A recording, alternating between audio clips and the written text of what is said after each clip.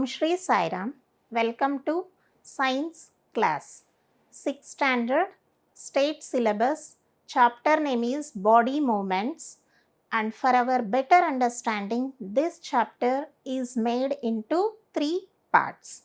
In today's class, we are going to study about part 3, that is Gait of Animals.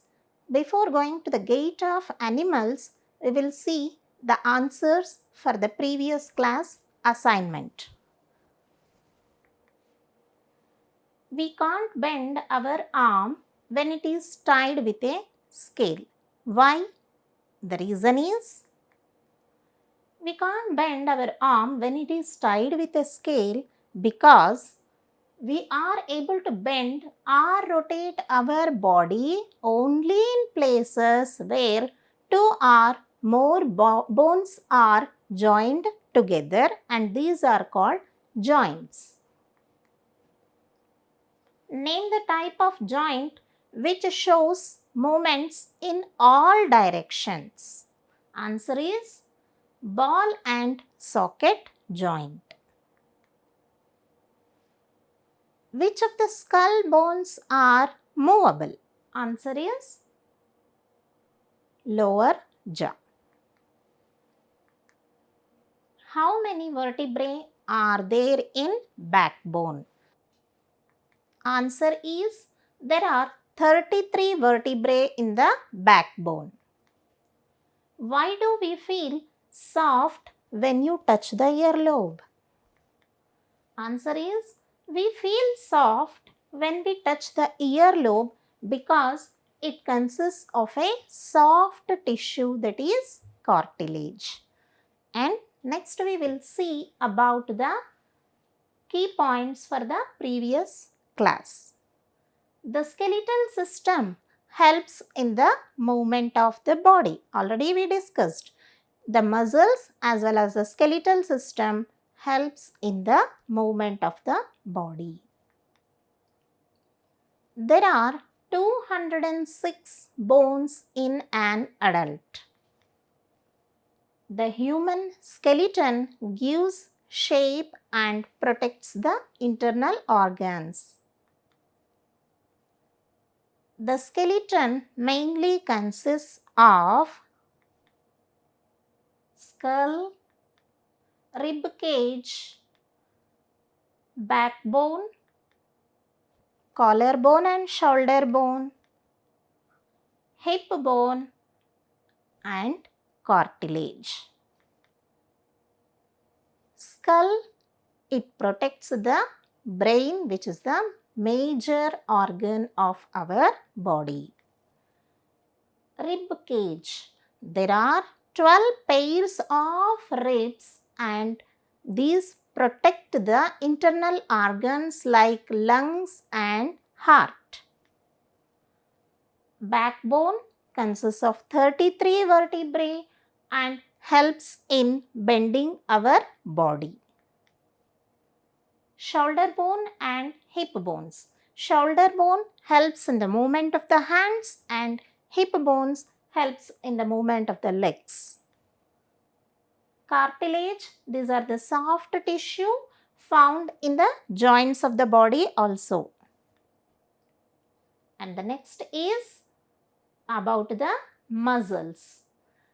I already told that muscles also helps in the movement of the body, and how it helps, how it works, we will see now. Muscles are soft tissues and these also help in the movement of body. Muscles are attached to bones by a tissue called tendon. Observe here, the muscles are attached to the bones. These are muscles and this is the bone. And these muscles are attached to these bones with the help of a soft tissue, that is tendon. Bones move by the contraction and relaxation of skeletal muscles. because muscles are attached to the skeleton and they are called skeletal muscles. Always bones are moving with the help of these skeletal muscles. Muscles work in pairs, not in a single manner. Always there will be two muscles and those two muscles helps in the movement of one bone. How it works, I will just show you. Two muscles work together to move a bone. When one of them contracts, the bone is pulled in that direction. The other muscle of the pair relaxes. Just observe here what is happening. Here, this muscle is contracting. Whenever the hand is pulling towards this side, here one of the muscle is contracting and the opposite muscle is relaxing. Again you observe, when the tricep bone is contracting, the bicep bone is relaxing and again it is coming to the original position. In this way, by the regular contraction and relaxation of the muscles, the bones will be moving. And to move the bone in the opposite direction, again the relaxed muscle contracts to pull the bone towards its original position while the first relaxes. You just observe your hand itself. You make a fist and pull your hand towards your side and observe your bicep muscle is contracting and the tricep muscle is relaxing. Again, just move your hand towards the normal position and which one relaxed muscle is contracting and the opposite muscle is relaxing. In this way, the body parts will be moving. A muscle can only pull, it cannot push. Remember children, muscles can only pull. And next, now we will see about the gait of animals. See, here you can see different animals.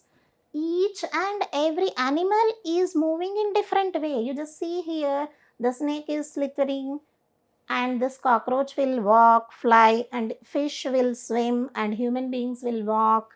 Like this, there are different ways of walking. Gait is nothing but particular way of walking. Animals move in different ways. Just now I told. For example, snake slithers, dogs run, etc. Now we will see about the movement of animals in different organisms. First, we will study about the earthworm, how it moves. The body of earthworm, observe the picture here. The body of an earthworm is made up of many rings joined end to end.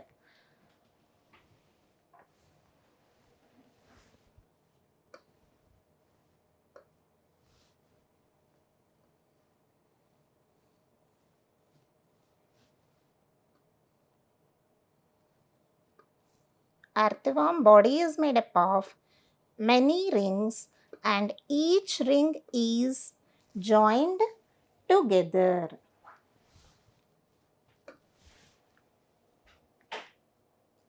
An earthworm does not have bones.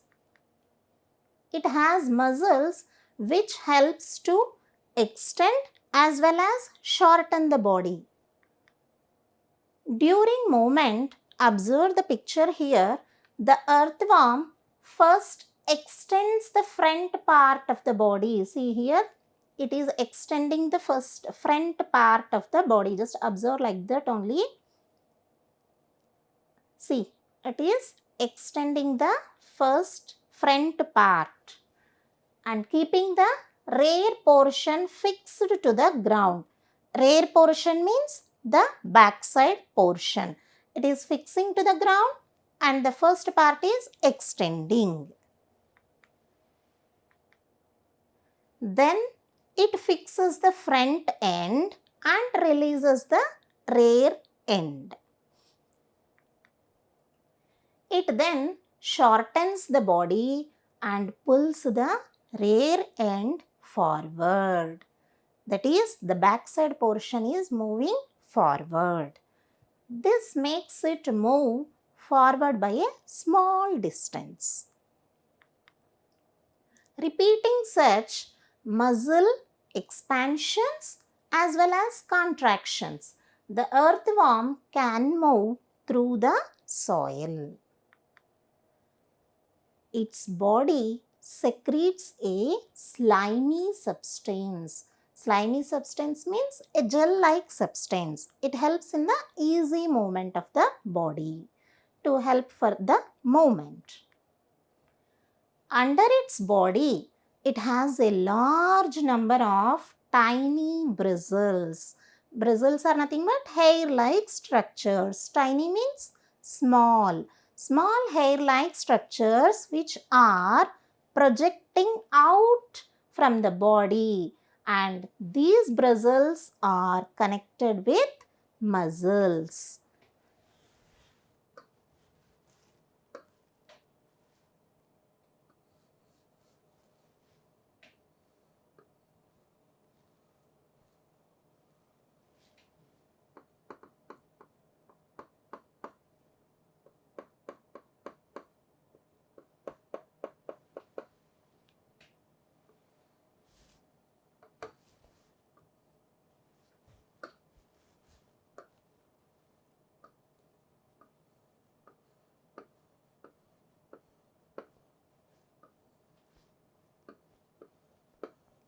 See, earthworm, I already told, the body is in the form of rings arranged end to end, and these hair-like structures are called as bristles.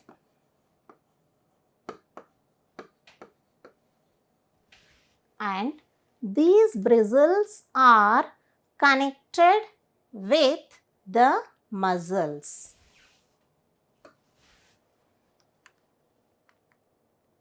The bristles help to get a good grip on the ground. The earthworm eats its way through the soil. Whatever may be present in the soil, it will take it as food. And its body throws away the undigested part of the material what it is going to eat, and that undigested part is acting as a manure to the soil. In this way, earthworms are acting as a farmer's friends. Next, we have to see about the movement in. Observe that picture. What is that? Yes, that is snail. And you all are familiar with this snail. Upon the snail, there will be a round ball-like structure, no children? Yes, snail carries a shell. We call that as a shell. It is carrying its shell on its back. Actually, what is this shell? It is the outer skeleton of the snail, but it is not made up of bones. Remember, by looking, this is very hard, but it is not made up of bones. It is the outer skeleton. The shell is a single unit. The whole shell is a single unit and does not help in moving from place to place. Actually, shell will not help in moving the snail. It has to be dragged along with this muscular foot. Snail will have one foot. You observe here This long one is the foot. Upon that foot it is carrying this shell. Along with that foot it is dragging that shell. Foot of snail is large, flat and made up of strong muscles. Snail moves with the help of this foot only. And the next is, we have to see about the movement in cockroach. This is a familiar insect you might have seen in your house. Cockroaches can walk, they can climb and even fly in the air. The body is covered with a hard outer skeleton. See, the body is covered with the outer skeleton in this cockroach also, and which is made up of different units joined together and helps in its movement. Observe, they have 3 pairs of legs, that is total 6 legs that helps in walking. These legs will help in walking. And there are 2 pairs of wings. There are 2 pairs of wings attached behind the head. There are wings here. The muscles which are near the legs helps in walking. The muscles move with the wings when the cockroach flies. Now we will see how the birds will move. Birds fly in the air and can walk on the ground also. Some birds like ducks and swans swims in water. The bones of hind limbs. See, hind limbs means backside. Front limbs, hind limbs. And the hind limbs are typical for walking. You can see here, these are hind limbs and these help for walking and perching. Perching means taking rest on some support. For those, the hind limbs are required. And their bones are hollow and light. This is a special characteristic feature of birds. Because of that light weight in nature, they can easily fly in the air. And these hollow bones are called as pneumatic bones. The forelimbs are modified as wings. You can observe the wings here. These are nothing but the modified forelimbs. Forelimbs nothing but front limbs. The shoulder bones are very strong in birds. The breast bones are modified to hold muscles of flight and which are used to move the wings up and down. Now the next interesting one, that is fish. You all will enjoy, when you reach to a beach to see that fishes swimming in water. Very exciting, no? Now we will see how it moves. See, the body shape of the fish is streamlined. Streamlined in the sense,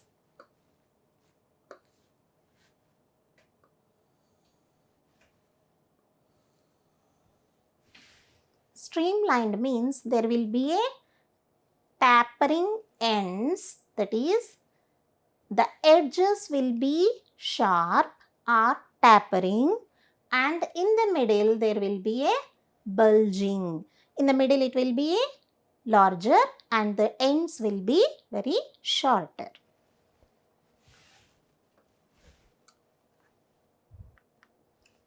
The head and tail of the fish are smaller than the middle portion of the body. Just now I told about that.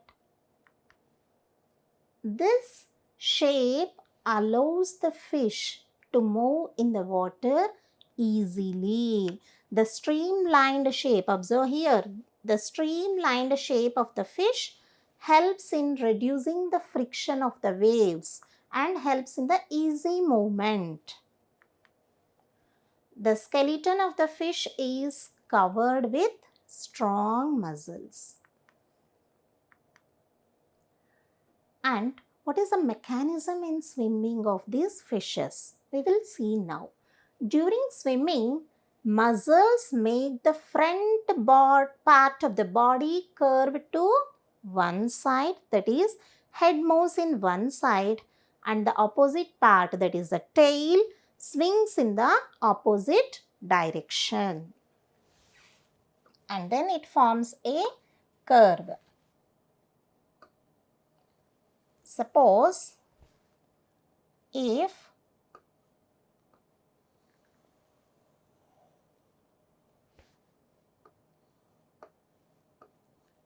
this is the head portion, if the head is moving in this direction, the tail will move in the opposite direction, and this is making a curve. And again the tail part will move in this direction and the head portion will move in this direction, and again a curve is going to form, and this makes a jerk in that fish, and this helps in the movement of that fish. Then quickly the body and tail curve to the other side. This makes a jerk and pushes the body forward. A series of such jerks makes the fishes swim ahead. This is helped by the fins of the tail. Just observe that picture. Now you can easily understand. See, when the head is turning this side, the tail will be in the opposite side. Again, the tail is turning this side, head will be in this side. In this way, with a series of jerks, it will move in the water.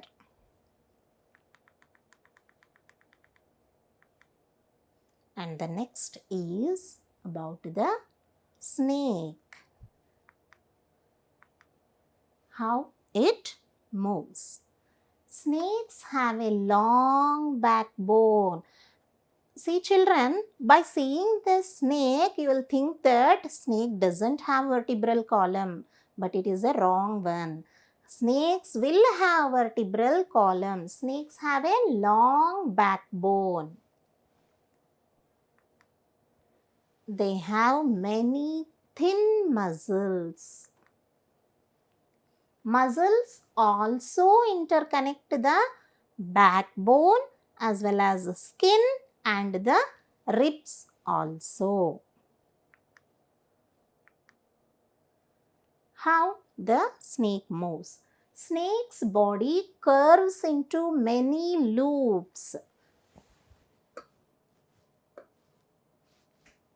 Snake's body, it will make into loops. These are called as loops.